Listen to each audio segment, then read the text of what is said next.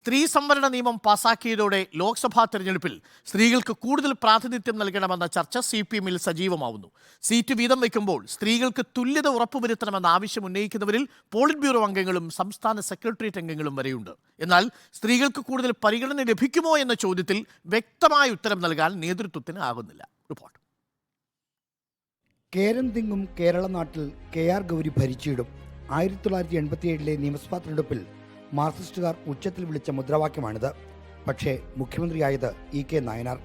പിന്നെയും വന്നു വനിതാ നേതാവിനെ മുഖ്യമന്ത്രിയാക്കാനാകുന്ന ഉജ്ജ്വല മുഹൂർത്തം. അപ്പോഴും സുശീല ഗോപാലിനെ തടഞ്ഞ് EK നായനാരെ തിരഞ്ഞെടുത്തു പാർട്ടിയിലെ പുരുഷ മേധാവിത്വം. ഗൗരിയമ്മയ്ക്കും സുശീലയ്ക്കും എത്താൻ കഴിഞ്ഞ ഏറ്റവും ഉയർന്ന പാർട്ടി ഘടകം കേന്ദ്ര കമ്മിറ്റിയായിരുന്നു. പിന്നീട് ബൃന്ദ കാരാട്ട് പോളിറ്റ് ബ്യൂറോയിൽ എത്തിയെങ്കിലും ഗൗരിയമ്മയ്ക്കും സുശീല ഗോപാലിനും അപ്രാപ്യമായതിൻ്റെ കുറവൊന്നും അതുകൊണ്ട് പരിഹരിക്കപ്പെട്ടില്ല. പ്രകാശ് കാരാട്ടിന്റെ ഭാര്യ എന്ന നിലയിലാണ് ഒരു കാലത്ത് തന്നെ പാർട്ടി പരിഗണിച്ചതെന്ന് ബൃന്ദ തന്നെയും തുറന്നെഴുതി. എന്നാൽ ലോക്സഭാ തെരഞ്ഞെടുപ്പ് ആസന്നമായിരിക്കെ CPM-ൽ മറ്റൊരു ചിത്രമാണ്. കൂടുതൽ സീറ്റുകളിൽ സ്ത്രീകൾക്ക് പരിഗണന നൽകണമെന്ന ആവശ്യം പാർട്ടിക്കുള്ളിൽ നിന്ന് തന്നെ ഉയരുന്നു. ആ ശബ്ദത്തിന്റെ ഉടമകളിൽ പോളിറ്റ് ബ്യൂറോ അംഗം MA ബേബിയുണ്ട്. സംസ്ഥാന സെക്രട്ടേറിയറ്റ് അംഗം M സ്വരാജ് ഉണ്ട്. പാർലമെന്റിലെ സ്ത്രീ സംവരണ നിയമം പാലിച്ച് ലോക്സഭാ സീറ്റിൽ സ്ത്രീകൾക്ക് 33% സംവരണം നൽകണമെന്നാണ് തുല്യതയ്ക്ക് വേണ്ടി ശബ്ദമുയർത്തുന്നവരുടെ ആവശ്യം.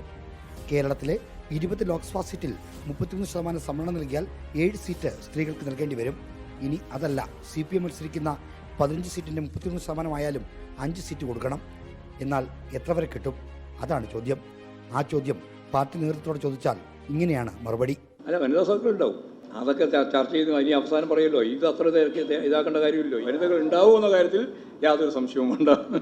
സംവരണാനുപാതം പാലിച്ചാലും ഇല്ലെങ്കിലും വനിതാ നേതാക്കൾക്ക് കൂടുതൽ പരിഗണന നൽകണമെന്ന ആവശ്യത്തോട് പൂർണ്ണമായി മുഖത്തിരിക്കാൻ പുതിയ കാലത്ത് CPM-ന് കഴിയില്ല. സീറ്റ് നൽകിയാൽ മാത്രം പോരാ, വിജയസാധ്യതയുള്ള സീറ്റുകൾ തന്നെ നൽകണം. കാലത്തിന് ചുവരെടുത്ത് വായിച്ച് അങ്ങനെയൊരു തീരുമാനമെടുത്താൽ KR ഗൗരിയമ്മയുടെയും സുശീല ഗോപാലിന്റെയും ഓർമ്മ നിലനിർത്താൻ വേണ്ടി CPM ചെയ്യുന്ന ഏറ്റവും വലിയ ഇടപെടലാകുമത്. Reporter R. ശ്രീജിത്തിന്റെ റിപ്പോർട്ടർ, തിരുവനന്തപുരം.